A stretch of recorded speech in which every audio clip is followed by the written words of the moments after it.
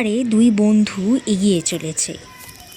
রাত হওয়ার আগেই জঙ্গল থেকে বেরিয়ে শহরে পৌঁছতে হবে তাদের। হঠাৎ জঙ্গলের মধ্যে একটা বড় জন্তুর পায়ের আওয়াজ পাওয়া গেল। সঙ্গে সঙ্গেই তাদের একেবারে সামনেই পথের উপর এক ভীষণ দর্শন হিংস্র ভাল্লুক এসে দাঁড়াল। দুই বন্ধুর একজন তো সঙ্গে সঙ্গেই প্রাণপণে দৌড়ে গিয়ে একটা গাছের মগডালে উঠে নিরাপদ জায়গায় বসে দেখতে লাগলো তার বন্ধুর ভাগ্যে কি ঘটে। দ্বিতীয় বন্ধুটিও ছুটতে শুরু করলেও কয়েক পা এগোনোর পরই গাছের শিকড়ে পা আটকে গিয়ে সপাটে আছাড় খেল। তখন আর কোনো গাছে ওঠারও সময় না থাকায় সেখানেই সে দম বন্ধ করে শুয়ে থাকলো। সে জানতো যে ভাল্লুকরা মৃতদেহ ছোঁয় না, তাই দু চোখ বন্ধ করে একদম মরার মতোই কাঠ হয়ে পড়ে রইল।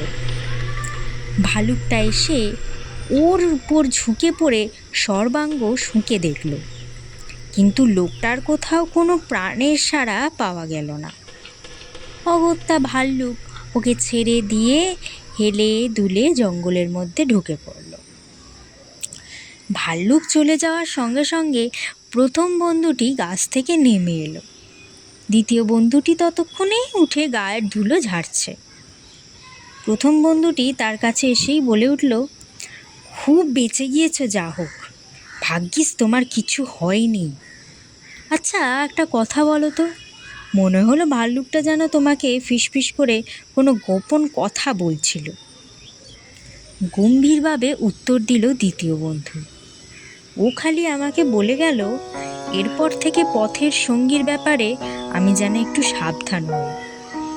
বিপদের সময় সঙ্গীকে ফেলে পালিয়ে যায় এমন কোনো লোককে যেন বিশ্বাস না করি।